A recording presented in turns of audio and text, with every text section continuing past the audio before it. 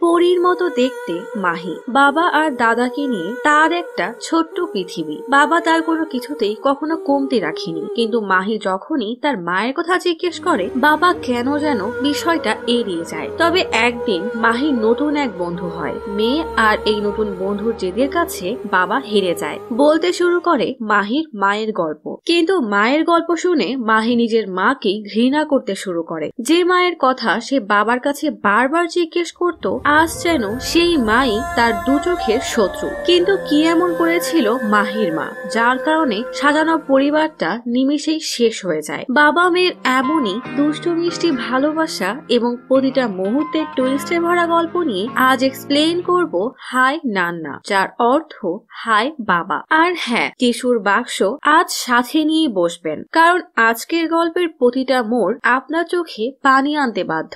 আর শেষে দেখিয়ে যাবে বাবা মাকে আসলেই সন্তানের ভালো চায় নাকি নিজেদের স্বপ্নগুলো সন্তানের কাঁধে চাপিয়ে দেয়। বিরাজ দেশের নাম করা একজন ফটোগ্রাফার। প্রতিদিনের মতো নিজের কাজ শেষে স্কুলের সামনে গিয়ে দাঁড়ায়। স্কুল ছুটির পর বাকি সবার সাথে তার মেয়ে মাহিও বের হয়ে আসে। মাহিকে দেখে বিরাজ হাই দিলেও মাহিও বাবাকে হাই দেয়। স্কুলের বাইরে এসে বাবার কাছে ব্যাগ দিয়ে মাহি বাবার দিকে দুহাত বাড়িয়ে দেয়। কোনো একটা কারণে মাহির মন খারাপ, তাই সে বাবার সাথে কথা বলছে না। বিরাজ মাহিকে কোলে তুলে নিয়ে ইশারায় জিজ্ঞেস করে কি হয়েছে। মাহি মাথা নাড়িয়ে বলে কিছুই হয়নি। রাতে মাহি, বিরাজ আর বিরাজের বাবা খেতে বসলে মাহি বিরাজকে একটা ছেলের কথা বলে। বিরাজ তার বাবা মহেশকে ফিসফিস করে বলে ও এখন থেকেই ছেলেদের কথা বলা শুরু করেছে। মাহি বলে জানি না ছেলেটা এর আগে কোন স্কুলে পড়তো, গত পরীক্ষা থেকেই ও আমার চাইতে 1% বেশি নাম্বার নিয়ে ফার্স্ট হচ্ছে। বিরাজ হেসে মহেশকে বলে আর আমরা না জানি ওকে নিয়ে কি কি ভাবছিলাম। বিরাজ মাহিকে বলে আরে মাত্র 1% নিয়েই তো ফার্স্ট হয়েছে, এটা তেমন কোনো ব্যাপার না। মাহি বলে ব্যাপার না মানে আমার রেপুটেশনের সমস্যা হচ্ছে। এইটুক বাচ্চার আবার রেপুটেশন। যাই হোক, খাবার শেষে ঘুমানোর আগে বিরাজ প্রতিদিনের মতোই মাহিকে গল্প শোনাতে শুরু করে। রাজার গল্প শোনানোর সময় মাহি জিজ্ঞেস করে রাজার জায়গায় আমি কাকে কল্পনা করব। বিরাজ বলে আর কাকে, আমাকে কল্পনা করবে, আর রাজার মেয়ের জায়গায় তুমি নিজেকে কল্পনা করবে। বিরাজ গল্প পড়ে আর মাহি মন দিয়ে সেই গল্প শুনতে থাকে। গল্প শেষ হলে মাহি বলে আজকের গল্পেও মা নেই। বিরাজ কোনো জবাব না দিয়ে উঠে গেলেই মাহি বলে প্রতিদিনই এমন করো, মা ছাড়া কি কোনো গল্প হয়। বিরাজ বলে হ্যাঁ হয়। মাহি জবাব দেয় কিন্তু আমি এমন গল্প শুনতে চাই যে গল্পে মা আছে, না হলে আজ আমি ওষুধই খাবো না। বিরাজ বাধ্য হয়ে মা সহ একটা গল্প শোনালে মাহি খুশি হয়ে তার ওষুধ খায়। বিরাজ মাহির সাথে প্রমিস করে মাহি যদি পরের পরীক্ষায় ফার্স্ট হয় তাহলে মাহিকে তার মায়ের গল্প শোনাবে। মাহির অক্সিজেন সিলিন্ডার চালু করে দিয়ে বিরাজ মাহিকে ঘুমাতে বলে। মাহি বলে এই বছর জন্মদিনে আমার একটা গিটার লাগবে। বিরাজ মাহির কপালে একটা চুমু দিয়ে বলে আচ্ছা ঠিক আছে। ছোট্ট মাহির বড় একটা অসুখ আছে, রোগটা কি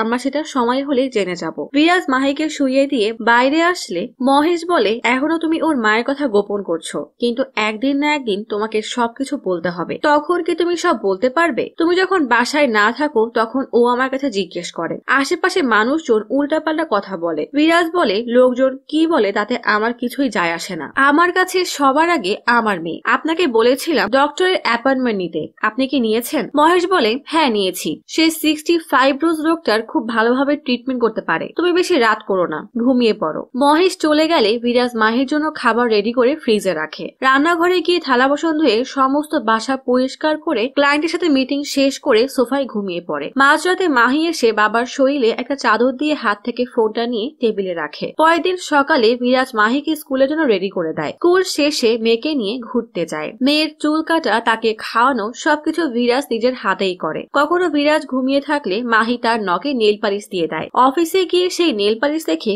সবার সামনে বিব্রত হলেও মাহির দুষ্টমির কথা মনে করে বিরাজের মুখে ঠিকই হাসি ফুটে ওঠে। অফিস, সংসার আর মাহির ট্রিটমেন্ট নিয়ে খুব ভালোই চলছিল বাবা আর মেয়ের খুনসুটিতে ভরা দিনকাল। স্কুলে প্যারেন্টস মিটিং এ সবাই তার মায়ের সাথে বসে থাকলেও মাহি তার বাবাকে নিয়ে হাসি মুখেই বসে থাকে। রাতে বিরাজ বাসায় ফিরে আসলে বাসার মেইড বলে মাহি ওষুধ খেয়েছে কিন্তু ঘুমাতে চাচ্ছে না। অফিসের কোনো এক কারণে বিরাজের বিরাজের মেজাজটা আজ ঠিক নেই। বিরাজ মাহির রুমে গেলে মাহি হাসি মুখে এগিয়ে এসে বাবার হাতে রেজাল্ট কার্ড দেয়। মাহি বিরাজকে বলে আমি এবার 2% নাম্বার বেশি নিয়ে ক্লাসে ফার্স্ট হয়েছি। বিরাজ বলে কংগ্রাচুলেশন, আমি জানতাম এবার তুমিই ফার্স্ট হবে। আজ বাবা সারাদিন অনেক কাজ করেছে, আমি গোসলে যাচ্ছি। মাহি বলে আমি অপেক্ষা করছি। বিরাজ জিজ্ঞেস করে অপেক্ষা করবে কেন? মাহি জবাব দেয় তুমি প্রমিস করেছিলে আমি ফার্স্ট হলে মায়ের গল্প বলবে। বিরাজ বলে আজ আমি অনেক কাজ করেছি, আমি তোমাকে অন্য কোনো দিন মায়ের গল্প শোনাবো। মাহি বলে কিন্তু তুমি তো কথা দিয়েছিলে, আর আমি ফার্স্টও হয়েছি। বিরাজ কিছুটা রেগে গিয়ে বলে সেই তখন থেকে প্রমিস লাগিয়েছো। মেয়ের সাথে খারাপ ব্যবহার করায় কিছুক্ষণ পর বিরাজ মাহির রুমে আসে। রুমে এসে দেখে মাহি মন খারাপ করে ঘুমিয়ে পড়েছে, কিন্তু বিরাজ চলে গেলে দেখা যায় মাহি তখনও ঘুমায়নি। পরের দিন সকালে মহেশের ডাকে বিরাজের ঘুম ভাঙে। মহেশ বলে মাহিকে কোথাও পাওয়া যাচ্ছে না, স্কুলেও যায়নি। বিরাজ দৌড়ে মাহির রুমে গিয়ে দেখে সে বিছানায় নেই। বিরাজ তাড়াতাড়ি স্কুলের উদ্দেশ্যে রওনা দিয়ে বলে আমি স্কুলে যাচ্ছি, মাহি যদি বাসায় ফিরে আসে আপনি আমাকে কল দিয়ে জানাবেন। অপরদিকে মাহি খুব সেজে গুজে তার পোষা কুকুর প্লুটোকে নিয়ে রাস্তায় ঘুরে বেড়াচ্ছে। হঠাৎই প্লুটো দৌড় দিলে মাহি প্লুটোকে বেঁধে রাখা বেলটা ছেড়ে দেয়। প্লুটো দৌড়াতে শুরু করলে মাহিও তার পিছু পিছু দৌড়াতে শুরু করে, কিন্তু কিছু দূর গিয়েই মাহি হাঁপিয়ে যায়। তখনই মাহি আশেপাশের সবার কাছে সাহায্য চাইলে একটা মেয়ে প্লুটোকে ধরে মাহির কাছে নিয়ে আসে। এই মেয়েটার নাম ইয়াসনা। মাহিকে হাঁপাতে দেখে ইয়াসনা ব্যাগ থেকে পানি বের করে মাহিকে খেতে বলে। মাহি বলে আমি নর্মাল কোনো পানি পান করতে পারবো না, শুধুমাত্র গরম পানি পান করতে পারবো। পানি পান করার শেষে মাহি বলে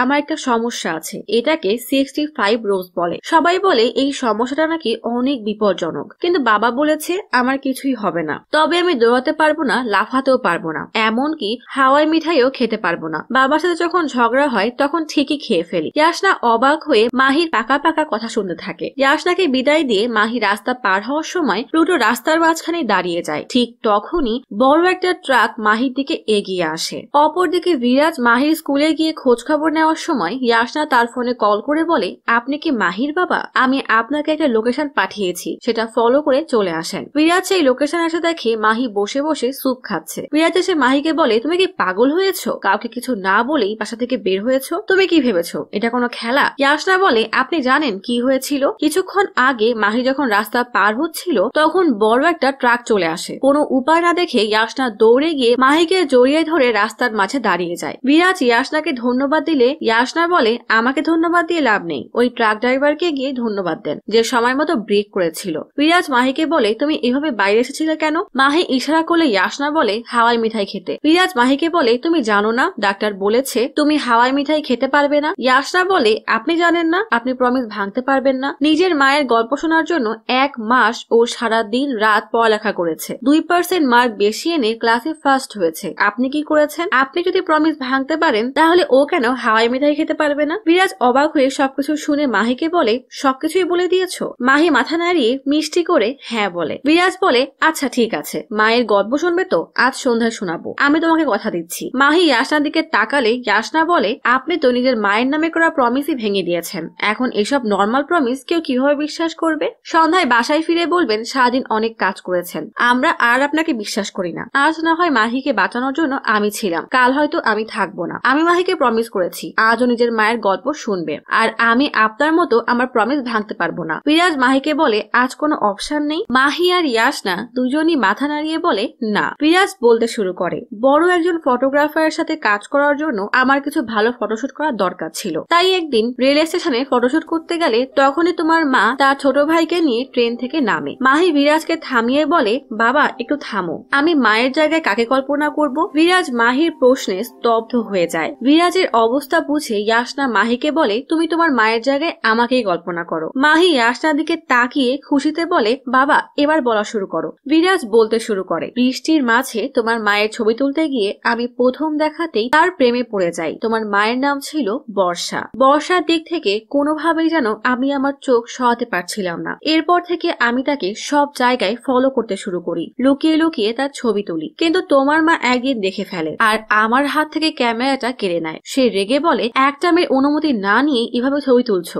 লজ্জা করে না তোমার? আর একবার তোমাকে আমাদের পিছনে দেখলে পুলিশে গিয়ে কমপ্লেন করে দিব। চলে যাওয়ার সময় আমার বন্ধু জাস্টিন বর্ষাকে বলে আপনি আমার বন্ধুর ক্যামেরা নিয়ে যাচ্ছেন কেন? বর্ষা বলে আপনার বন্ধু আমার অনুমতি না নিয়ে আমার ছবি তুলছে, আমি আর তাকে ক্যামেরা ফেরত দিব না। জাস্টিন বলে আপনি মুম্বাইয়ের বিখ্যাত ফটোগ্রাফার মনীষের নাম শুনেছেন? আমার বন্ধুর স্বপ্ন মনীষের সাথে কাজ করবে, তাই আপনার কিছু ভালো মুহূর্তের ছবি নিয়ে ও নিজের পোর্টফোলিও বানাচ্ছিল। আপনি চাইলে ক্যামেরা চেক করে দেখতে পারেন, এর ভিতরে কোনো উল্টাপাল্টা ছবি পাবেন না। বর্ষা ক্যামেরা চেক করে দেখে সেখানে তার সুন্দর সুন্দর ছবি আছে। জাস্টিন বলে ও আসলে আপনার ভালো কিছু ছবি তোলার চেষ্টা করছিল, সেই জন্যই আপনার পিছনে ঘুরছে, আপনার প্রেমের জন্য না। বর্ষা ফিরে এসে বিরাজের হাতে ক্যামেরা দিয়ে বলে, আমি তোমার পোর্টফোলিওর কথা জানতাম না, এভাবে আপনার ক্যামেরা কেড়ে নেওয়ার জন্য দুঃখিত। হঠাৎ করে বিরাজ বলে, আমি তোমাকে ভালোবাসি। জাস্টিন এসে বলে, আমি ওদের বলে এসেছি তুই শুধু ছবি তোলার জন্যই ওর পিছনে ঘুরছিস, ওর জন্য না। কিন্তু তুই এখন এসব কি বলছিস? জাস্টিন বর্ষাকে বলে, আমি আগে থেকে এসব কিছুই জানতাম না, আমার মনে হয় আপনার এবার সত্যি সত্যি পুলিশে কমপ্লেন করা উচিত। বিরাজ বর্ষাকে বলে,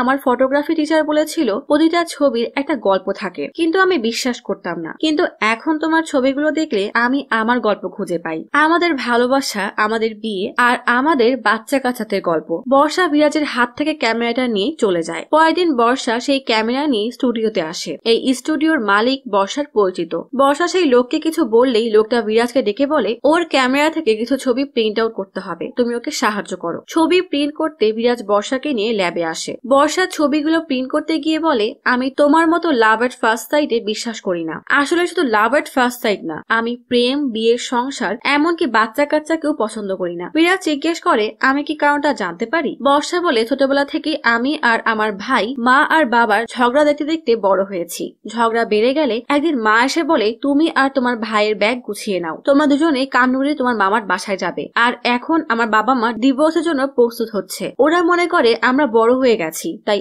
এখন আর আমাদের বাবা মায়ের ভালোবাসার দরকার নেই। ছবিগুলো প্রিন্ট আউট হলে বর্ষা ছবিগুলো বিরাজকে দিয়ে বলে, এগুলো তুমি রেখে দাও, হয়তো তোমার পোর্টফোলিওর কাজে আসবে। যাওয়ার সময় বর্ষা বলে, আমি এখানে 2 সপ্তাহ থাকবো, তুমি যদি তোমার ভালোবাসার গল্পে একটু ব্রেক করো তাহলে আমরা বন্ধু হতে পারি। মাহি জিজ্ঞেস করে, তোমরা কি তাহলে শুধুমাত্র বন্ধুই ছিলে? বিরাজ জবাব দেয়, তোমার মা আমাকে ভালোবাসায় ব্রেক দিতে বলেছিল, একেবারে ফুল স্টপ দিতে বলেনি। তবে আমরা কিছুদিনের মধ্যেই খুব ভালো বন্ধু হয়ে গিয়েছিলাম। তোমার মায়ের পৃথিবীটা অনেক ছোট ছিল, সেখানে তো আমার জায়গা হয়েছিল, কিন্তু বেচারা প্লুটোর সেখানে জায়গা হয় না। সে আসলে কুকুরদেরকে পছন্দই করতো না। সন্ধ্যায় রেস্টুরেন্টে মামার সাথে খাবার খাওয়ার সময় বিরাজ বর্ষাকে পাশের রুমে আসতে বলে। পাশের রুমে এসে বিরাজ বর্ষাকে বলে, তুমি যে ড্রিঙ্কস করতে চেয়েছিলে সেটা আমি নিয়ে এসেছি। বিরাজ ড্রিঙ্কস রেডি করতে গেলে পাশে পড়ে থাকা একটা গিটার নিয়ে বর্ষা গান গাইতে শুরু করে। বর্ষার গান শেষে বিরাজ বলে, এত সুন্দর গান কি তুমি কখনো স্টেজে গিয়েছো? বর্ষা বলে, ছোটবেলায় আমি এই গানটা লিখেছিলাম, কিন্তু মা কখনোই আমার গান শুনতেই চাইতো না। তখনই দুজন স্বামী স্ত্রীর ঝগড়া শুরু হলে রেস্টুরেন্টের স্টাফরা তাদের নিয়ে ওই ঘরটায় আসে। তাদের আসতে দেখে বর্ষা আর বিরাজ টেবিলের নিচে লুকিয়ে যায়। স্বামী স্ত্রীর ঝগড়া শুনে বর্ষার বাবা মায়ের ঝগড়ার কথা মনে পড়ে। বর্ষাকে ভয় পেতে দেখে বিরাজ 2 হাত দিয়ে বর্ষার কান চেপে ধরে। বর্ষার মনে পড়ে মা বাবার ঝগড়া শুরু হলে সেও তার ভাইয়ের কান এভাবেই চেপে ধরতো, যেন সে ঝগড়া শুনতে না পায়। টেবিলের নিচে কিছু একটা শব্দ শুনে রেস্টুরেন্টের স্টাফরা বর্ষা আর বিরাজকে তাড়া করতে শুরু করে। বর্ষার একটা জায়গায় বসিয়ে রেখে বিরাজ বলে, তুমি এখানে বসো, আমি দেখে আসছি। বর্ষা সেখানে এসে বিরাজের জন্য অপেক্ষা করতে থাকলে তখনই সেখানে প্লুটো আসে। প্লুটোকে দেখে বর্ষা প্রথমে কিছুটা ঘৃণা করলেও পরে তাকে কোলে তুলে নেয়। প্লুটো বর্ষাকে আপন ভাবতে শুরু করে। প্লুটোকে আদর করতে দেখে বর্ষা ভাবে, যে মানুষটা সামান্য একটা কুকুর ছানাকে এত ভালোবাসতে পারে সে নিশ্চয়ই একটা মানুষকে অনেক ভালোবাসবে। ধীরে ধীরে বর্ষা বিরাজের প্রেমে পড়ে যায়। একদিন সন্ধ্যায় বর্ষা বিরাজের জন্য অপেক্ষা করছিল। বিরাজ ফিরে আসলে বর্ষা বলে, আমি তোমাকে কিছু বলতে চাই। বিরাজও বলে, আমিও তোমাকে কিছু বলতে চাই। আমি নতুন ক্যামেরা কিনেছি, ক্যামেরা দিয়ে একেবারে চকচকে ছবি তোলা যায়। তবে ক্যামেরার জন্য প্লুটোকে ধন্যবাদ না দিলেই নয়। বর্ষা বলে, কি বলতে চাইছো? বুঝলাম না। বিরাজ বলে, অনেক বড় একটা পরিবার এসে প্লুটোকে নিয়ে নিয়েছে, আমি আসলে ঠিক মতো ওর খেয়াল রাখতে পারতাম না। প্লুটো ওই বাসাতেই ভালো থাকবে। বর্ষা বলে, বড় বাড়ি, অনেক টাকা পয়সা আর বাড়ি ভর্তি মানুষ হয়তো প্লুটোর দরকার ছিল না। তুমি ভাবতেও পারবে না আমি কতটা বড় লোকের মেয়ে। মনে করো আমিও তোমাকে ভালোবাসলাম, তুমি অনেক চেষ্টা করলে আমাকে একটা সুন্দর জীবন দেওয়ার জন্য। অনেক চেষ্টা করার পরও তুমি যখন ব্যর্থ হবে তখন কি তুমি আমাকে ছেড়ে দিবে? আসলে তোমার কাছে ভালোবাসা আছে, কিন্তু দায়িত্ববোধটা নেই। বিরাজ বলে, তুমি বিষয়টাকে সিরিয়াস নিচ্ছ কেন? তুমি তো কুকুর ছাড়া পছন্দও করো না। বর্ষা জবাব দেয়, এখানে আসার আগে আমিও তাই ভাবতাম। বর্ষা চলে যাওয়ার সময় বিরাজ জিজ্ঞেস করে, তুমি আসলে কি বলতে চাচ্ছ? বর্ষা বলে, আমি চলে যাচ্ছি, আর কখনোই ফিরে আসবো না। বর্ষা কান্না ছেড়ে মুম্বাইতে চলে আসে। বিরাজ বারবার তাকে মেসেজ করলেও বর্ষা কোনো রিপ্লাই দেয় না। এভাবেই 1 সপ্তাহ পার হয়ে যায়। একদিন ক্লাস শেষে বর্ষা বের হয়ে দেখে সামনে প্লুটো দাঁড়িয়ে আছে। প্লুটো বিরাজের কাছে গেলে বিরাজকে দেখে বর্ষা দৌড়ে গিয়ে তাকে জড়িয়ে ধরে। কান্না করতে করতে বর্ষা জিজ্ঞেস করে, তুমি এখানে কেন এসেছো? বিরাজ বলে, তুমি কেন গিয়েছিলে? বর্ষা জবাব দেয়, আমার কপাল খারাপ ছিল, জানতাম না তুমি সেখানে আছো। বিরাজ জানায় কিন্তু আমি জানি তুমি এখানে আছো, তাই এসেছি। বর্ষা বলে তাই বলে এতদিন লাগলো আসতে? বিরাজ জিজ্ঞেস করে এটাকে কি ভালোবাসা বলে? বর্ষা জবাব দেয় না, এটাকে ভালোবাসা বলে। বর্ষার মা একটু দূরে দাঁড়িয়ে এই সবকিছু দেখছিল। বর্ষার মা দুজনকে নিয়ে একটা রেস্টুরেন্টে আসে। মা জিজ্ঞেস করে তুমি কি করো? বিরাজ জবাব দেয় আমি আসলে ফটোগ্রাফার। মা বলে তা তোমার মাসিক ইনকাম কত? চুপ করে আছো কেন? বলার মতো তেমন কোনো ইনকাম নেই তোমার? তা কান্নুর থেকে আমাদের বাসা কত দূর জানো? বর্ষা বাধা দিলে বর্ষার মা বলে ওরও তো জানা দরকার, ওর আর আমাদের মাঝের দূরত্বটা কত। রেস্টুরেন্টের ওয়েটার বিল নিয়ে আসলে বর্ষার মা বিরাজকে দেখিয়ে বলে ওকে দিন। বর্ষা বলে তুমি ওকে এখানে নিয়ে এসেছো, তাই তুমি খাবারের বিল দিবে। বর্ষার মা বলে কেন?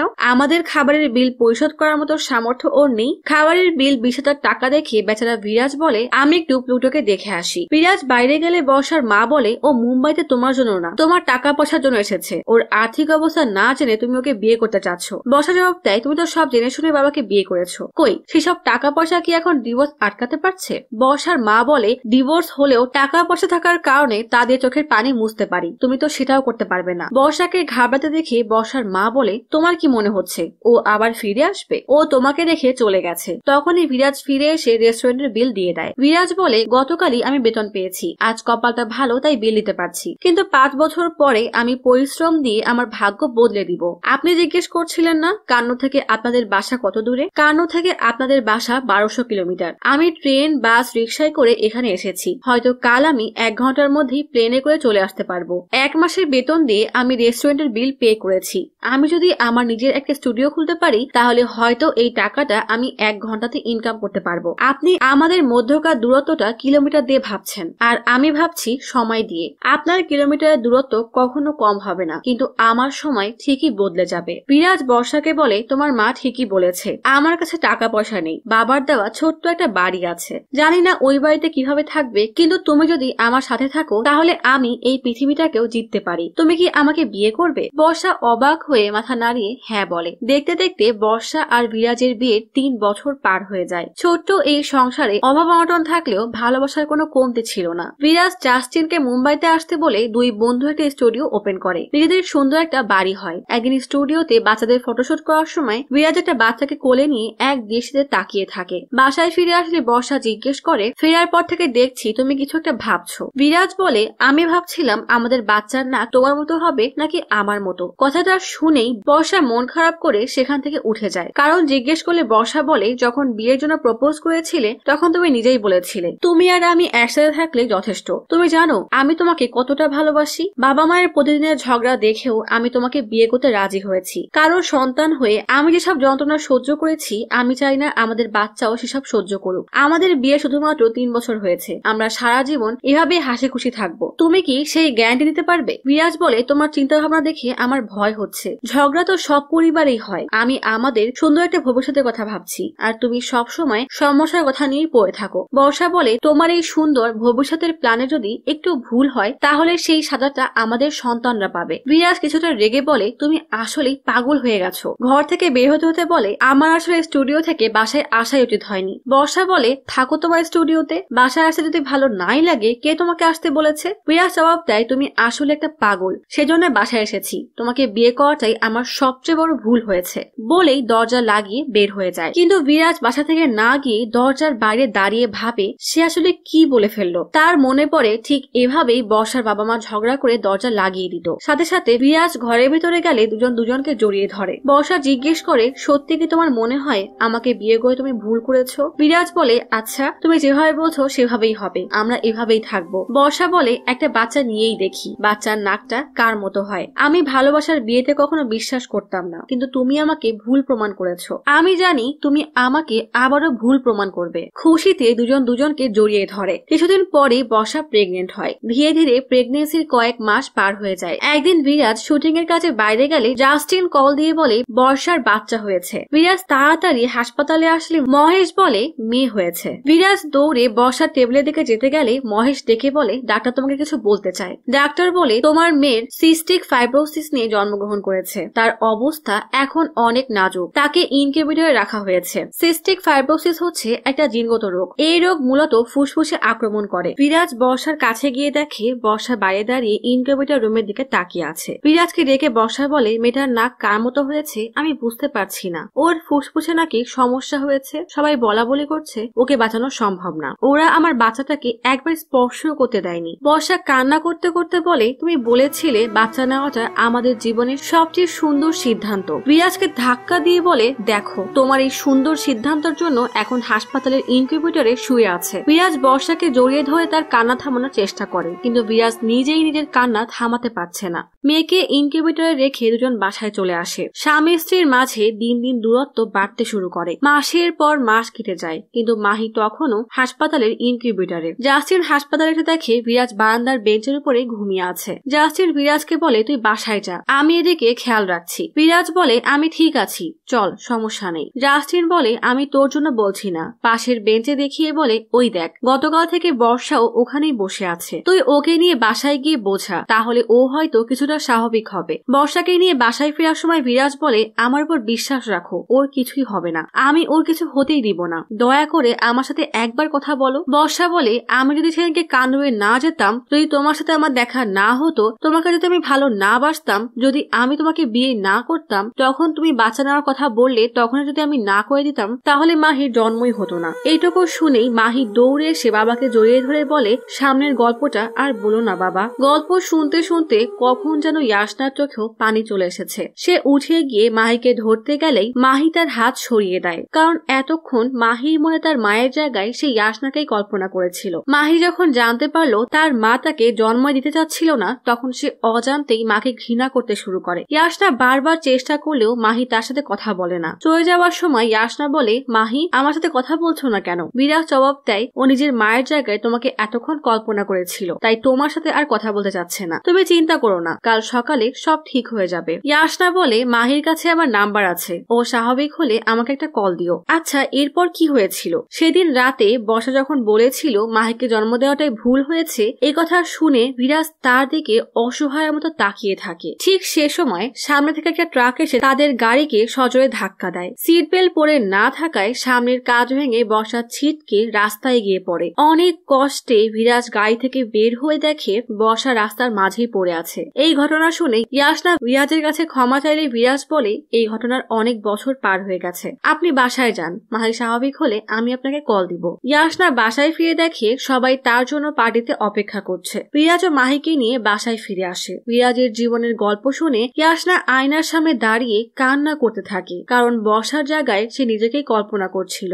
বিরাজ বাসায় এসে কি যেন ভেবে অনেক সাহস জুটিয়ে ল্যাপটপ ওপেন করে। তারপর কয়েকটা ক্লিক দেখা যায় স্ক্রিনে ইয়াসনার ছবি, যে ছবি বিরাজ কুন্নুরে তুলেছিল, অর্থাৎ যেটাকে মাহি এবং ইয়াসনা মাহির মায়ের জায়গায় ইয়াসনাকে বসালেও বাস্তবে ইয়াসনাই মাহির আসল মা। এদিকে ইয়াসনা যখন ওয়াশরুমে হাত মুখ ধুচ্ছিল, তার ঘাড়ে সেলাইয়ের দাগ দেখা যায়। ইয়াসনার মা ইয়াসনাকে ডেকে বলে, এতক্ষণ ওয়াশরুমে কি করছো? উপরে তোমার হবু বর তোমার জন্য অপেক্ষা করছে। ইয়াসনার চোখ মুখ দেখে মায়ের কেমন যেন লাগে। সিন শিফট হয় ইয়াসনার অ্যাক্সিডেন্টের পরে হাসপাতালে। বিরাজ তাদের মেয়েকে ইয়াসনার কাছে নিয়ে যেতে গেলে মা বলে, তোমার কোনো অধিকার নেই ওকে দেখার। বিরাজ বলে, আমার পুরো অধিকার আছে, কারণ ইয়াসনা আমার স্ত্রী। মা বলে, না, ইয়াসনার মনে নেই সে বিবাহিত, এমনকি তার একটা মেয়েও আছে। সে এটাও ভুলে গেছে তার বাবা মায়ের তালাক হয়ে গেছে। ইয়াসনা সব ভুলে গেছে। বিরাজের কোলে মাহি তখনও কান্না করছে। ডক্টর বিরাজকে জানায় ইয়াসনাকে বাঁচানোটা অনেক কঠিন হয়ে গিয়েছিল, তবে ডক্টর আরভিনকে ধন্যবাদ দেওয়া উচিত, তার চেষ্টাতেই ইয়াসনাকে বাঁচানো সম্ভব হয়েছে। তবে আদেও কোনোদিন ইয়াসনার স্থিতি ফিরবে কিনা বলা যাচ্ছে না। গল্প বর্তমানে ফিরে আসে। বিরাজ প্লুটোর দিকে অসহায়ের মতো তাকিয়ে জিজ্ঞেস করে, কেন করলে এমন? প্লুটো অপরাধীর মতো মাথা নিচু করে বসে। আসলে ইয়াসনার কাছে জায়গাটা চেনা চেনা লাগলে সে গাড়ি থামিয়ে স্যান্ড বারের সামনে দাঁড়ায়। ঠিক তখনই মাহি প্লুটোকে নিয়ে ওই রাস্তা দিয়ে যাচ্ছিল। দূর থেকে ইয়াসনাকে দেখে প্লুটো দৌড়ে ইয়াসনার কাছে আসে। মাহি চিৎকার করে প্লুটোকে ধরতে বললে ইয়াসনা বিষয়টা লক্ষ্য করে প্লুটোকে আদর করতে থাকে। বিরাজকে ইয়াসনার মা বলেছিল ইয়াসনা 2 দিন আগেই তার মাকে কল দিয়ে বলেছিল সে বিরাজ থেকে ডিভোর্স নিতে যাচ্ছে। রোজ রোজ চোখের সামনে মেয়ের এমন মৃত্যু সে মানতে পারছে না, কিন্তু বিরাজকে কিছু বলার আগেই এই অ্যাক্সিডেন্ট হলো, আর ইয়াসনা এখন সব ভুলে গেছে। বিরাজ যখন মাহির কথা শুনে তাড়াতাড়ি গাড়ি নিয়ে ক্যাফের দিকে পৌঁছায়, তখন দূর থেকে ইয়াসনাকে মাহির সাথে দেখে সে যে কি করবে বুঝতেই পারছিল না। ইয়াসনার মা বলেছিল বিরাজের ভালোবাসায় অন্ধ হয়ে ইয়াসনা যত কষ্ট পেয়েছে তা যথেষ্ট হয়েছে। সৌভাগ্যক্রমে সে দ্বিতীয় সুযোগ পেয়েছে, এবার যেন ইয়াসনাকে তার মতো থাকতে দেয়। বিরাজ ক্যাফেতে গিয়ে ইয়াসনাকে কি বলবে ভেবেই পাচ্ছিল না। বিরাজ সেদিন ইয়াসনার মাকে বলেছিল, আমি জানি না ইয়াসনা সৃষ্টিকর্তা তার কাছে নতুন জীবন চেয়েছিল কিনা। তবে আমি ওকে কথা দিয়েছিলাম কখনোই ওর চোখে পানি আসতে দিব না, কিন্তু মাহি হওয়ার পর থেকে ইয়াসনাকে অনেক কষ্ট পেতে দেখেছি। ঠিক আছে, আমি আর মাহি কখনোই ইয়াসনার জীবনে আসবো না, কথা দিলাম। বহু কষ্টে সাহস জুগিয়ে বিরাজ ক্যাফেতে আসলে ইয়াসনা বলে হাই পাপা বলে হাত মেলালেই বিরাজের মনে পড়ে সেদিনের কথা, যেদিন সে মাহিকে নিয়ে আজীবনের জন্য ইয়াসনার জীবন থেকে চলে এসেছিল। না জানি জীবন তার থেকে কি চায়। এত কষ্টে বিরাজ যখন নিজেকে সামলে মাহিকে নিয়ে বেশ ভালোই সময় কাটাচ্ছে, তখনই কেন ইয়াসনা আবারও তাদের জীবনে আসলো। এসব ভাবতে ভাবতেই বিরাজ হতাশ হয়ে যায়। সকালে জাস্টিন দেখে বাবা মেয়ে দুজনেই খাবার টেবিলে হতাশ হয়ে বসে আছে। দুজনকে হাজারো জিজ্ঞেস করেও বেচারা কোনো উত্তর পায় না। ঠিক তখনই দরজায় বেল বেজে ওঠে। জাস্টিন দরজা খুলে ইয়াসনাকে দেখে তার তো আকাশ থেকে পড়ার মতো অবস্থা হয়। ইয়াসনা বলে তুমি জাস্টিন তাই না? জাস্টিন হতবাক হয়ে বলে ইয়াসনা। ইয়াসনা অবাক হয়ে জিজ্ঞেস করে আপনি আমাকে কিভাবে চিনলেন? জাস্টিন পাল্টা প্রশ্ন করে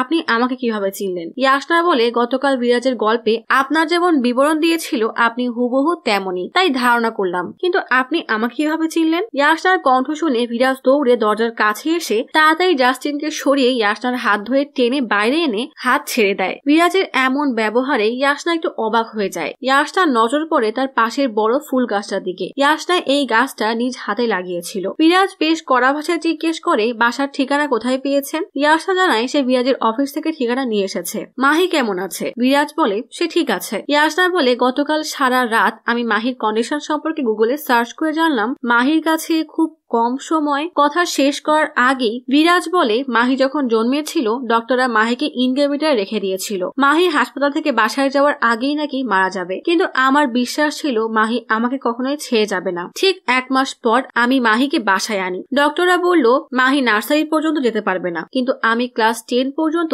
অ্যাডভান্স ফি দিয়ে মাহিকে স্কুলে ভর্তি করিয়েছি, আর আজ ও ক্লাসে প্রথম হয়েছে। ডক্টর বলেছিল 3 বছর বয়স পর্যন্ত সর্বোচ্চ বাঁচতে পারবে, কিন্তু আজ আমার মেয়ের বয়স 6 বছর। আমি আমার মেয়ের জন্য আগামী 65 বছরের জন্য প্ল্যান করে রেখেছি। মাহি যেতে চাইলেও আমি ওকে কখনোই যেতে দিব না। ইয়াসনা তার ব্যাগ থেকে একটা ব্রেসলেট বের করে বিরাজের হাত টেনে হাতে পরিয়ে বলে আমি এই ব্রেসলেট এনেছিলাম মাহিকে বদনজর থেকে বাঁচাতে, কিন্তু এখন মনে হচ্ছে মাহি থেকে বেশি এই ব্রেসলেট আপনার দরকার। আপনি নিরাপদে থাকলেই মাহিও নিরাপদ থাকবে। মাহি আসলেই অনেক ভাগ্যবতী। আচ্ছা এই 65 রোজেস মানে কি? বিরাজ বলে মাহির রোগের নাম সিস্টিক ফাইব্রোসিস, কিন্তু মাহি এত কঠিন নাম উচ্চারণ করতে পারে না, তাই 65 রোজেস বলে। ইয়াসনা বিরাজকে অনুরোধ করে বলে একবার আমাকে মাহির সাথে দেখা করতে দিন প্লিজ। বিরাজ মানা করতে থাকে। ঠিক তখনই মাহি এসে ইয়াসনাকে দেখে মন খারাপ করে মাথা নিচু করে রাখে। ইয়াসনা জিজ্ঞেস করে তুমি কি আমার উপর রাগ করে আছো? মাহি ইয়াসনার কাছে ক্ষমা চেয়ে বলে গতকাল তোমার সাথে অমন রুড ব্যবহার করা ঠিক হয়নি। ইয়াসনা বলে ফ্রেন্ডরা কখনো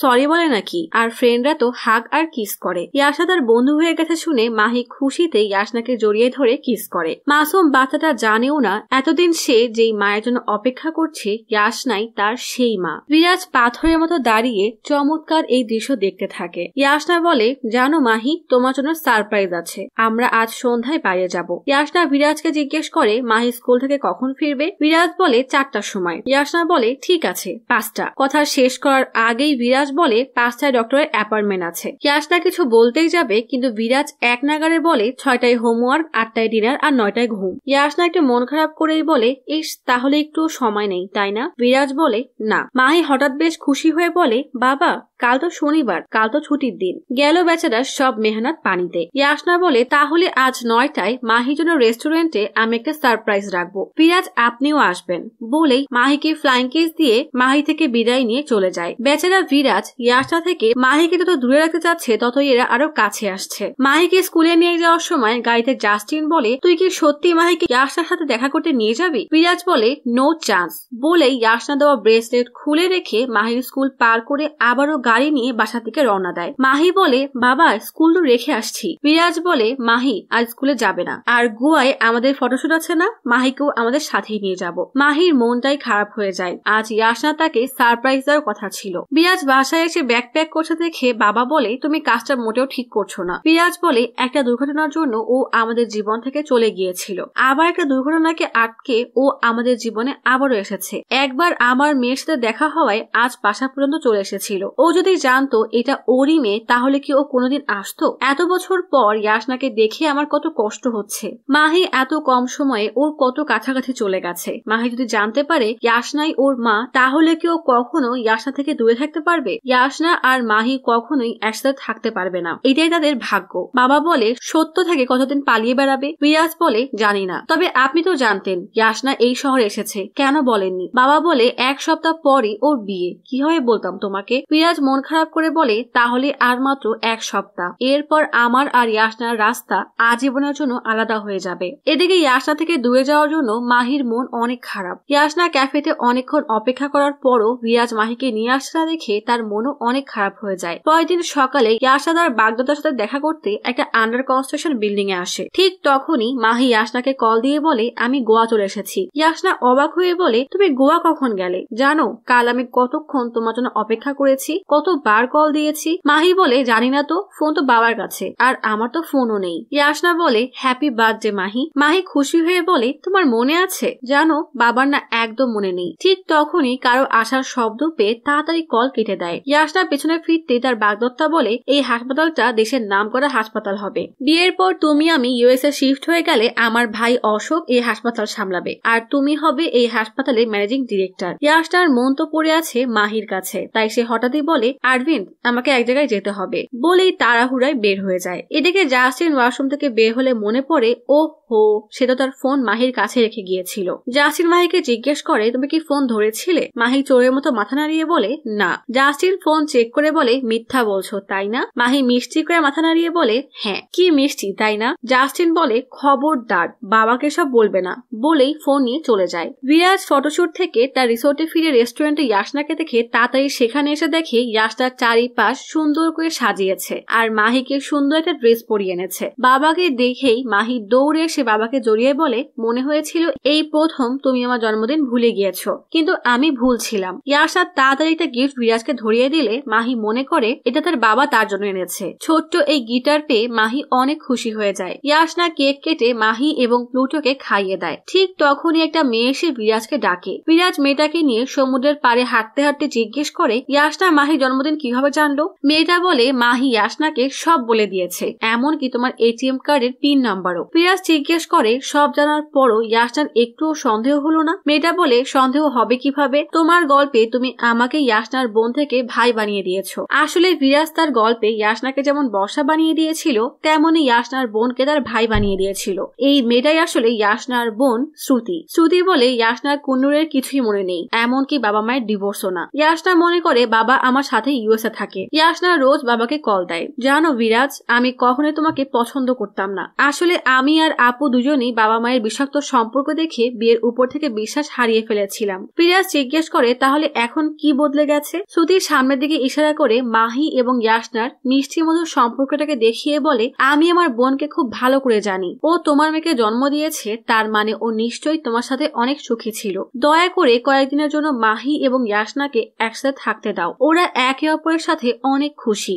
রাতে ইয়াসনা সমুদ্রের পাড়ে ঘুরতে আসা দেখে বিরাজ ক্যামেরা নিয়ে একাই বসে আছে। ইয়াসনা বিরাজকে এসে বলে হাই পাপা। বিরাজ আজকের বার্থডে পার্টির জন্য ইয়াসনাকে ধন্যবাদ দিয়ে বলে জানি না কিভাবে আমি মাহির জন্মদিনের কথা ভুলে গেলাম, এর জন্য আমি কখনো নিজেকে মাফ করতে পারবো না। ইয়াসনা বলে জানো বিরাজ 6 বছর আগে তোমার মতো আমারও অ্যাক্সিডেন্ট হয়েছিল। তুমি আজ শুধু মাহির জন্মদিন ভুলেছো, আমি তো আমার জীবনের অর্ধেক সময়ই ভুলে গেছি। তবে এর জন্য আমার একটুও আফসোস হয় না, কারণ আমি ভুলে গেলেও আমার আপন মানুষগুলো আছে যারা আমার জন্য সব মনে রাখে। ঠিক তেমন ভাবেই আমি আজ তোমার হয়ে মাহির জন্মদিন মনে রেখেছি। আচ্ছা তুমি সমুদ্রের পানিতে কি খুঁজছো? বিরাজ বলে একটু পরে সমুদ্রের পানি চকমক করে উঠবে। ইয়াসনা বলে পানি চমকানোর জন্য তুমি যদি এত সময় অপেক্ষা করতে পারো তাহলে তোমার জীবন সঙ্গীর একটা ছবি নিশ্চয়ই তোমার কাছে আছে। মাহিরও তো জানা উচিত ওর মা আসলে দেখতে কেমন। বিরাজ মিথ্যা বলে আমার কাছে কোনো ছবিই নেই, বলেই রাগে উঠে যেতে গেলে ইয়াসনা তাকে আটকে বলে আচ্ছা কেমন দেখতে ছিল সেটা তো বলতে পারো। বিরাজ এবার রেগে উঠে চলে গেলে পিছন থেকে ইয়াসনা বলে তোমার স্ত্রী দেখতে কেমন ছিল তুমি ভুলে গেছো? বিরাজ এবার ফিরে এসে ইয়াসনাকে বলে ওর চোখগুলো ছোট ছোট,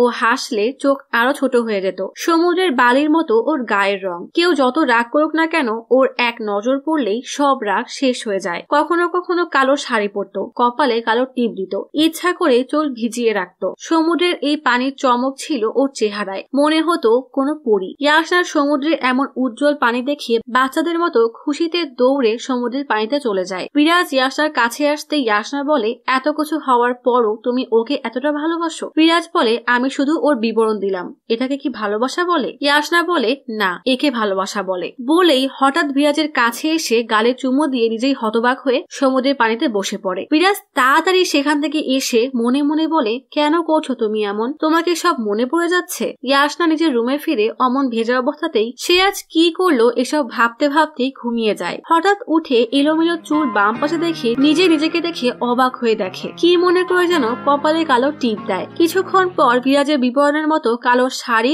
চুড়ি আর টিপ পরে আসে। ইয়াসনাকে এই রূপে দেখে বিরাজ সহ সবাই হতবাক হয়ে যায়। ইয়াসনা এসে মাহিকে তার সাথে নিয়ে যায়। বিরাজ না চাওয়া সত্ত্বেও ইয়াসনার থেকে চোখ ফেরাতেই পারছিল না। ইয়াসনা বারবার তার দিকে ফিরে থাকালে বিরাজের মনেও যেন ঝড় উঠতে থাকে। ভালোবাসার মানুষটা এতটা কাছে, তবুও তাকে সে কিছুই জানাতে পারবে না। এদিকে বিরাজ ইয়াসনার রুমে এসে দেখে মাহি ঘুমিয়ে গেছে। বিরাজ ঘুমন্ত মাহিকে নিয়ে যেতে গেলে ইয়াসনা এবং শ্রুতি অনেক অনুরোধ করে একটা রাতের জন্য মাহি এখানে থাকুক, কিন্তু বিরাজ মাহিকে কোলে উঠিয়ে নিয়ে বের হয়। ইয়াসনা বিরাজের পিছু পিছু এসে বলে, এত জেদের কি আছে? বিরাজ বলে, তুমি আজ আছো কিন্তু কাল থাকবে না, তোমাকে মনে করে মাহি কষ্ট পাবে। ইয়াসনা বলে, একটা বাচ্চা লালন পালনে একটা মহিলা থাকা দরকার। বিরাজ বলে, একদিন রেস্টুরেন্টে খাওয়ালাম, ঘুরালাম, শপিং করালাম, তাহলেই বাচ্চা লালন পালন হয়ে যায় না।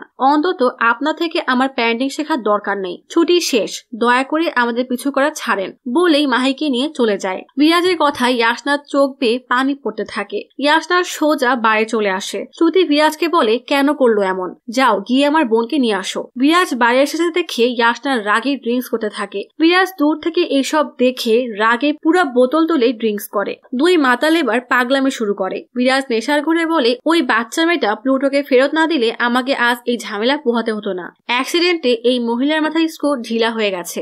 না না, এ তো আগে থেকে স্ক্রু ঢিলা। ইয়াসনা রেগে বলে, আমাকে যা বলার বলো, অ্যাক্সিডেন্ট নিয়ে কিছু বলবে না। বিরাজ বলে, ওয়েট, আমি কাকে কি বলছি, এর তো কিছু মনেই থাকে না। বলেই হাসতে থাকে। দুই পাগল এবার ঝগড়া করতে করতে মাটিতেই পড়ে যায়। বাইরে চিৎকার চেঁচামেচি শুনে মাহি ঘুম থেকে উঠে বাইরে বের হয়, সাথে সাথে প্লুটোও বের হয়। এদিকে ঝগড়া করতে করতে ইয়াসনা বিরাজের হাতের উপরেই ঘুমিয়ে পড়ে। বিরাজ অবাক হয়ে ইয়াসনার ঘুমন্ত মুখটা দেখে। বিরাজও ঘুমিয়ে যায়। ইয়াসনা ঘুমের ঘোরেই বিরাজের বুকের উপরে চলে আসে। মাহি এত সুন্দর দৃশ্য দেখে ইয়াসনার বুকের মধ্যে মাথা দিয়ে শুয়ে পড়ে। মাহি জিজ্ঞেস করে, ইয়াসনা, তুমি সারা জীবন আমাদের সাথে থাকবে? ইয়াসনা কোনো উত্তর দেয় না, কারণ সে তো গভীর ঘুম। মাহি যখন পেটে তখন বিরাজ বলেছিল মেয়ে হলে সে মাহিমা নাম রাখবে, কারণ প্লুটোকে যে বাচ্চা মেয়েটা দিয়েছিল তার নাম মাহিমা ছিল।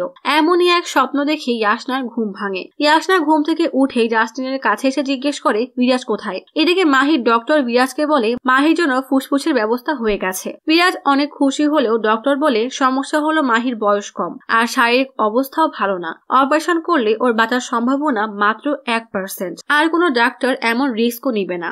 অপারেশন না করলে হয়তো আর 6 বছর বাঁচতে পারবে। বিরাজ বলে, আগে বলেছিলেন 3 বছর, এখন বলছেন 6 বছর। যদি এরপর আর ফুসফুস না পাই, যদি এর মাঝে ওর কিছু হয়ে যায়, যেভাবেই হোক এই অপারেশন আমরা করাবই, আমি আর আমার মেয়ে লড়বো। বলেই কল কেটে দেয়। ঠিক তখনই ইয়াসনা এসে জিজ্ঞেস করে, তুমি সবসময় জানতে তোমার মেয়ে হবে তাই না? আর প্লুটোকে যেই বাচ্চা মেয়েটা ফেরত দিয়েছিল তার নাম মাহিমা ছিল। আসলে আমি নিজেও বুঝতে পারছি না এগুলো কি হচ্ছে। তোমার থেকে বর্ষার গল্প শোনার পর থেকে নিজেকে বারবার বর্ষা মনে হচ্ছে। তুমি যে কথাগুলো বলনি সেগুলো আমি স্বপ্নে দেখছি। হয়তো এই সবকিছু আমার অ্যাক্সিডেন্টের কারণে হচ্ছে, নয়তো আমার ওভার থিঙ্কিং এর কারণে, নয়তো মাহির প্রতি আমার ভালোবাসার কারণে। তবে আমার মনে হচ্ছে আমার তোমাকে ভালো লাগে। না না, মনে হচ্ছে না, আমি নিশ্চিত আমার তোমাকে ভালো লাগে। তুমিও কি আমাকে পছন্দ করো? ইয়াসনার সাথে কাটানো সব সুন্দর মুহূর্তের কথা বিরাজের মনে পড়তে থাকে। বিরাজ কোনো উত্তর দেওয়ার আগেই আরবিন্দের ভাই অশোক এসে বলে, ভাবি আপনি এখানে, চলেন আপনার জন্য সারপ্রাইজ আছে। ইয়াসনা বিরাজের দিকে তাকিয়ে আসা দেখে অশোক রাগী চোখে বিরাজের দিকে তাকায়। অনেকটা বাধ্য হয়ে ইয়াসনা অশোকের সাথে চলে আসে। ইয়াসনা দেখে আরবিন্দ, তার মা, আরবিন্দের পরিবারের সবাই দাঁড়ানো। আরবিন্দ এসে ইয়াসনাকে বলে, ভয় পাওয়ার কিছু নেই, আমরা এখানেই বিয়ে করব। এত লোকের সামনে ইয়াসনা কিছু বলতেও পারে না। জাস্টিন বিরাজকে বলে, ইয়াসনা যা বলছে তা যদি সত্যি হয় তাহলে তুইও তোর মনের কথা বলে দে, তুই ইয়াসনা আর মাহি আজীবন সুখে থাকতে পারবি। বিরাজ হতাশ হয়ে বলে, আমি ইয়াসনা মাহি খুশি থাকবো?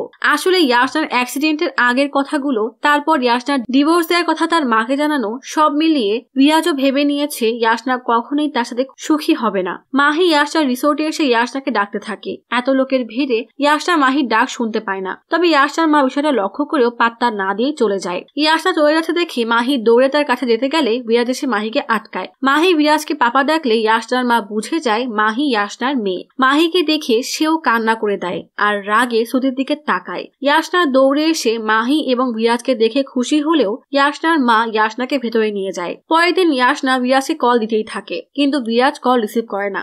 আরবিন লক্ষ্য করে ইয়াশনা কেমন যেন মন মরা হয়ে আছে। মাহি ইয়াশনাকে মনে করে ইয়াশনার দেওয়া গিফট খুলে দেখে একটা অডিও রেকর্ডার, যেখানে ইয়াশনা তার জন্য সুন্দর একটা গল্প রেকর্ড করে রেখেছে। ইয়াশনা আর না পেয়ে তার বাবাকে কল দিয়ে বলে, বাবা তোমাকে আমার খুব দরকার, আমি একজনকে ভালোবেসে ফেলেছি, ওর নাম বিরাজ। বিরাজ গোয়া থেকে ফেরার জন্য জামা কাপড় গোছাচ্ছে দেখে মাহি বলে, আমি ইয়াশনার সাথে দেখা করতে চাই, ওকে কিছু জিজ্ঞেস করব। মাসুম মেয়েটা জানেও না তার মা আজীবনের জন্য তার থেকে দূরে চলে যাচ্ছে। বিরাজ বলে, জানো না কাল ওনার বিয়ে, ওনাকে বিরক্ত করা ঠিক হবে না। পরের দিন সকালে বিরাজ দেখে মাহি তার রুমে নেই। জাস্টিন আর বিরাজ চারিদিকে মাহিকে খুঁজে না পেলে বিরাজ বলে মাহি নিশ্চয়ই ইয়াশনার কাছে গেছে। দুই বন্ধু ইয়াশনার বিয়েতে পৌঁছালে আরবিন্দের ভাই অশোক বিরাজকে দেখে ফেলে। অশোক এসে বলে, চল আমি তোকে ইয়াশনার কাছে নিয়ে যাচ্ছি। মাহি প্লুটোকে নিয়ে ইয়াশনাকে খুঁজতে থাকে। এদিকে অশোক তার দলবল নিয়ে বিরাজকে নিয়ে রিসোর্টের পেছনে যায়। এদিকে জাস্টিন মাহিকে পেয়ে গেলেও মাহির সামনে ইয়াশনাকে দেখে তার দিকে যেতেই যাবে, ঠিক তখনই ইয়াশনার মা এসে মাহিকে আটকায়। এদিকে অশোক তার দলবল নিয়ে বিরাজকে মারতে থাকে। ইয়াশনার মা বলে, বিরাজ বলেছিল সে কখনোই ইয়াশনার জীবনে ফিরে আসবে না, তাহলে মেয়েকে বাহানা করে আবার কেন ইয়াশনার জীবনে ফিরতে চাচ্ছে? ওই অ্যাক্সিডেন্ট থেকে বিরাজের স্ত্রী না বরং আমার মেয়ে ফিরে এসেছে। জাস্টিন ইয়াশনার মাকে বোঝানোর চেষ্টা করে সে যেন ইয়াশনার বিষয়ে কিছু না বলে, কারণ মাহি ইয়াশনার বিষয়ে কিছুই জানে না। ইয়াশনার মা বলে, মাহি কিছু না জেনেই আমার মেয়ের কাছে এসেছে, এটা অসম্ভব, নিশ্চয়ই এই মেয়ে আর তার বাবার কোনো প্ল্যান আছে। তোমরা কখনো ভেবে দেখেছো ইয়াশনা যখন জানতে পারবে তার মেয়ে হয়তো বাঁচবে না, তখন সে মানসিক এই ধাক্কা সহ্য করতে পারবে? বলে জাস্টিনের হাজার মানা করা সত্ত্বেও মাহির কাছে এসে বলে, শোনো তোমার মা ভুলে গেছে তুমি তার মেয়ে, আর তুমিও ভুলে যাও তুমি ইয়াশনার মেয়ে। এই মহিলাটা আসলেই নিষ্ঠুর আর স্বার্থপর। তবে বাস্তব জীবনেও এমন কিছু মানুষ থাকে যাদের কাছে টাকা আর যশ খ্যাতিই বড়, ভালোবাসার কোনো মূল্যই নেই। প্রশ্ন হলো, মাহি যদি এই মহিলাকে বলে আপনি আপনার মেয়েকে ভুলে যান, তাহলে কি সে ভুলতে পারতো? যাই হোক, মাসুম মাহি কি বুঝে জানি না, তবে কান্না করতে থাকে। এদিকে আরবিন এসে অশোককে থামিয়ে বলে, যাও এখান থেকে। অশোক চলে যেতেই আরবিন বিরাজকে বলে, আমি জানি তুমি ইয়াশনার এক্স হাজবেন্ড, তবে মাহি আর তোমার এখানে আসাটা কাকতালীয় হলে ঠিক আছে, কিন্তু এগুলো কোনো প্ল্যান হলে আমি তোমাকে ছাড়বো না। আর ভুলে যেও না তোমার জন্য ইয়াশনা অনেক কষ্ট পেয়েছে। প্লুটোকে দেখে ইয়াশনার মাহিকে খুঁজতে থাকে। মাহি এবং জাস্টিন বিরাজের কাছে আসলে বিরাজ কষ্টে রাগে মাহিকে বলে, মায়ের গল্প না বললে তুমি চলে গেলে, এখন ইয়াশনার জন্য চলে গেলে, তুমি আমাকে ভুলেই গেছো। আমার ভালোবাসা তোমার জন্য যথেষ্ট না, তাই না? বলেই কান্না করে দেয়। মাহি দৌড়ে এসে বাবাকে জড়িয়ে কান্না করতে করতে বলে, আজকের পর আমি কখনো তোমাকে ছেড়ে যাব না বাবা। বিরাজ জিজ্ঞেস করে, তুমি ইয়াশনাকে কিছু জিজ্ঞেস করতে গিয়েছিলে, জিজ্ঞেস করনি? মাহি বলে, না বাবা, 65 প্রদেশ শুনলে মা কান্না করবে, তাই বলিনি। বিরাজ অবাক হয়ে যায়, তার মানে মাহি সব জেনে গেছে। জাস্টিন কান্না করতে করতে বলে, আমি ইয়াশনার মাকে অনেক মানা করলাম, তবুও সে মাহিকে সব বলে দিয়েছে। ঠিক তখনই প্লুটো ইয়াশনাকে নিয়ে আসে। ইয়াশনা বিরাজ এবং মাহিকে দেখে অনেক খুশি হয়ে দৌড়ে এসে জিজ্ঞেস করে, তুমি আমার জন্য এসেছো তাই না? একবার বলো তুমি আমাকে ভালোবাসো, আমি তোমার জন্য সব ছেড়ে চলে আসবো। বিরাজ ইয়াশনাকে বলে, তোমার লজ্জা করছে না? ভেতরে তোমার বিয়ের প্রস্তুতি চলছে, আর তুমি একটা অচেনা লোকের সাথে পালানোর প্ল্যান করছো। জানি না তুমি কেন নিজেকে বসার জায়গায় ভাবছো, কিন্তু আসলে তোমার দুজনই একই রকম। কোনো সমস্যায় পড়লে সেখান থেকে পালিয়ে যাও। ইয়াশনা বলে, আমি সমস্যা থেকে পালাচ্ছি না, তোমাকে ভালোবাসি। মাহির কাছে গিয়ে বলে, মাহি তোমার বাবাকে বলে দাও মায়ের জায়গায় তুমি আমাকে কল্পনা করেছিলে। মাহি বলে, হ্যাঁ কল্পনা করেছিলাম, কিন্তু আপনি আমার মা না। কথাটা যেন ইয়াশনার মনটা একদম ভেঙে দেয়, চোখ থেকে টপ টপ করে পানি পড়ে। মাহি দৌড়ে বাবাকে জড়িয়ে মুখ লুকিয়ে কান্না করতে থাকে। বিরাজ শেষ একবার ইয়াশনাকে দেখে মাহিকে নিয়ে চলে আসে। রিসোর্টের ভেতরে ইয়াশনার মাকে দেখে বিরাজ জাস্টিনকে বলে, মাহিকে নিয়ে যাও, আমি আসছি। জাস্টিন যেতে বিরাজ ইয়াশনার মায়ের সামনের টেবিল উপড়ে ফেলে। একজন বিরাজকে মারতে আসলে তাকে এক থাপ্পড় মেরে ফেলে দেয়। অশোক আসতে গেলে আরবিন্দ তাকে আটকায়। বিরাজ চেয়ার টেনে ইয়াশনার মায়ের সামনে বসে বলে, আপনি আমাকে যা খুশি বলেন, কিন্তু মাহিকে কেন সত্য বললেন? তাহলে আপনার সত্য আপনার মেয়েকে বলে দেই, বলেই চলে যায়। ইয়াশনা একা একা বসে কান্না করতে থাকে। মুম্বাই ফেরার পথে মাহি অনেক অসুস্থ হয়ে যায়। মাহিকে গোয়ার এক হাসপাতালে ভর্তি করে ডক্টরকে ডাকা হয়। বাবাও চলে আসে। আসে। বিরাজের এমন অবস্থা দেখে বাবাও আর সহ্য করতে পারে না। এদিকে ইয়াসনা মণ্ডপের দিকে যাচ্ছে। ঠিক তখনই বাবা এসে বলে, ইয়াসনা তুমি তাহলে ফাইনালি বিয়ে করছো? ইয়াসনা বলে, তাহলে নিজের মেয়ের বিয়েতে আসার সময় আজকে পেলে? তার মানে ইনি আসলে বিরাজের না, বরং ইয়াসনার বাবা। বাবা কিছু বলতেই যাবে, ঠিক তখনই বাজি ফুটার শব্দে ইয়াসনা অনেক ভয় পাচ্ছে দেখে বাবা ইয়াসনার কান চেপে ধরে। ইয়াসনার তখনও বিরাজের বলা বর্ষার সেই গল্পের কথা মনে পড়ে। বাবা জিজ্ঞেস করে, তুমি তো বিরাজকে ভালোবাসো, তাহলে আরবিনকে কেন বিয়ে করছো? ইয়াসনা বলে, কারণ বিরাজ আমাকে পছন্দই করে না, আর মাহিও আজ কেন যেন আমাকে ইগনোর করলো। বিরাজকে আমার মনের কথা বলতেই সে বলল আমি নাকি তার স্ত্রীর মতো, সমস্যা দেখলেই পালিয়ে যাই। বাবা বলে, সে তো ঠিকই বলেছে। বিরাজ বলল, আর তুমি তোমার অনুভূতি প্রকাশ করা ছেড়ে দিলে? বর্ষাও তো এমনই করেছিল, জানো আজ ওর মেয়ে আইসিইউতে জীবনের সাথে লড়ছে। তুমি কি এই লড়াইতে ওর সাথে থাকবে, নাকি ওর স্ত্রীর মতো ওকে ছেড়ে যাবে? সিদ্ধান্ত তোমার। ইয়াসনার মা এসে বলে, বিয়ের সময় পার হয়ে যাচ্ছে। ইয়াসনা কি করবে বুঝতে পারে না। ঘোরের মধ্যেই আরবিনের দিকে হেঁটে যেতে যেতে হঠাৎই থেমে যায়। আরবিন ইয়াসনার কাছে এসে জিজ্ঞেস করে, কি হয়েছে? ইয়াসনা বলে, আমি বিরাজের কাছে যাব। আরবিন বলে, তুমি আদেও জানো বিরাজ কে? ওই লোকটা মোটেও তোমার যোগ্য না। ইয়াসনা অবাক হয়ে জিজ্ঞেস করে, তুমি কিভাবে জানলে? আরবিন বলে, তুমি জানো না ওর জন্য ওর স্ত্রী কত কষ্ট পেয়েছে। ইয়াসনা বলে, বিরাজও অনেক কষ্ট করেছে। আরবিন বলে, বিরাজের স্ত্রী ডিভোর্স চেয়েছিল। ইয়াসনা বলে, না এটা সম্ভব না, আমি ও থেকে ডিভোর্স চাইনি। মানে আমি শিওর বর্ষা কখনোই ডিভোর্স চাইবে না, বলেই অঝরে কান্না করতে থাকে। আরবিন এবার আসল সত্যটা বুঝে ইয়াসনাকে বলে, আমার মন বদলানোর আগে চলে যাও। ইয়াসনার মা রেগে বলে, তুমি কি পাগল হয়ে গেছো? কেন ওকে যেতে দিলে? আরবিন বলে, একটা প্রশ্নের সত্য জবাব দেন। ইয়াসনা কি অ্যাক্সিডেন্টের আগে সত্যি বিরাজ থেকে ডিভোর্স চেয়েছিল? আজ আর ইয়াসনার মা কিছু বলতে পারে না, কারণ কথাটা আসলে মিথ্যা। আরবিন বলে, আসলে ইয়াসনা কখনো বিরাজ থেকে দূরে যায়নি, তাহলে ও আমাকে কিভাবে ভালোবাসবে? পেছনে তাকিয়ে দেখে তার ভাই অশোক সেখানে নেই। অশোক উল্টাপাল্টা কিছু করবে এই ভয়ে আরবিন অশোককে খুঁজতে থাকে। মা রাগে বাবাকে বলে, বিরাজ তোমার কাছে এত গুরুত্বপূর্ণ যে তার জন্য মেয়ের বিয়ে ভেঙে দিলে?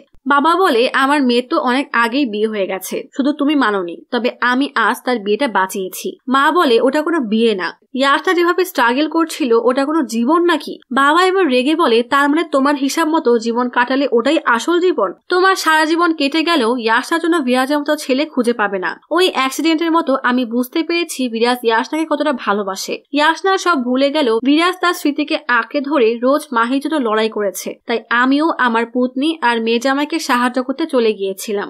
মাহিকে বাবা মা উভয়ের ভালোবাসা দিয়ে কিভাবে বড় করবে বিরাজ তার জন্য কোনো সেমিনার বাদ দেয়নি।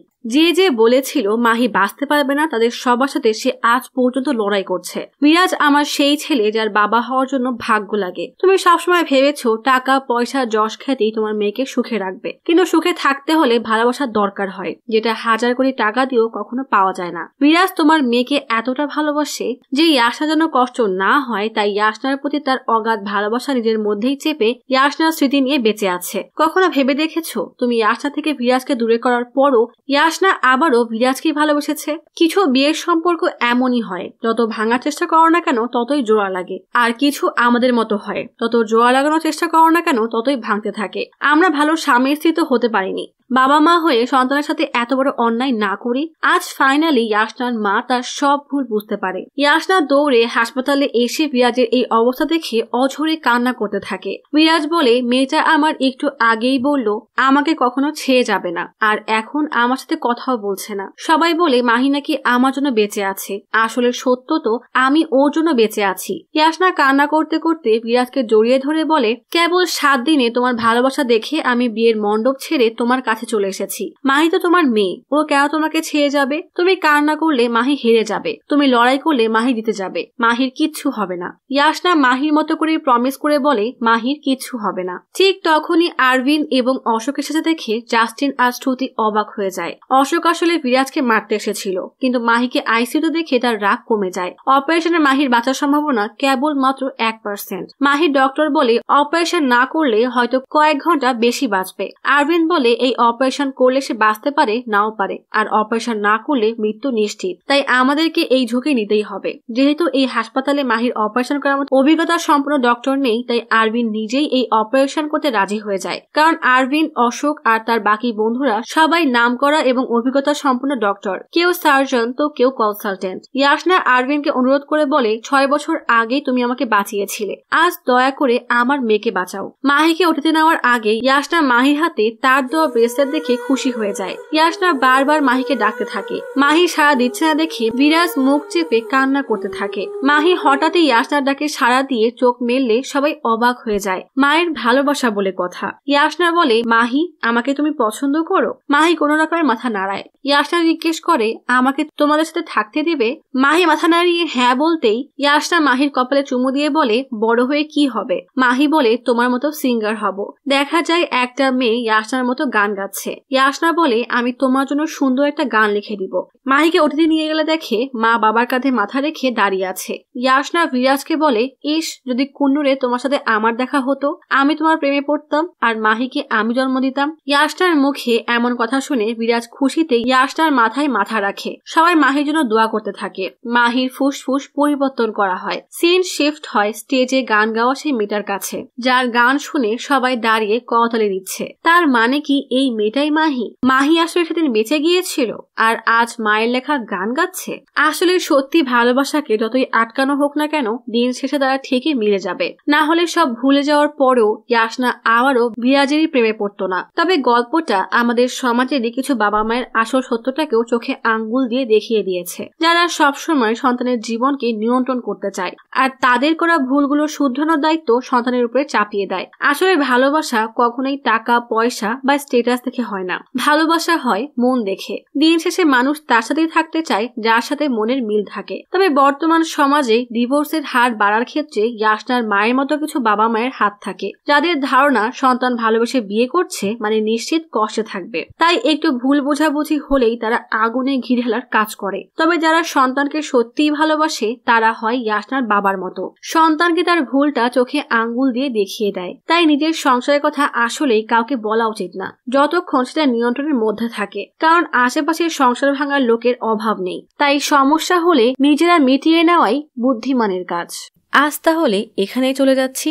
শীঘ্রই ফিরবো নতুন অথবা পুরাতন ইউনিক কোনো মুভির গল্প নিয়ে। ফিরে আসা পর্যন্ত লাইক, কমেন্ট এবং সাবস্ক্রাইব করে অচিরার গল্পসপের সাথেই থাকুন। পাশে থাকা বেল আইকনটি ক্লিক করে রাখুন। দেখা হবে পরের ভিডিওতে।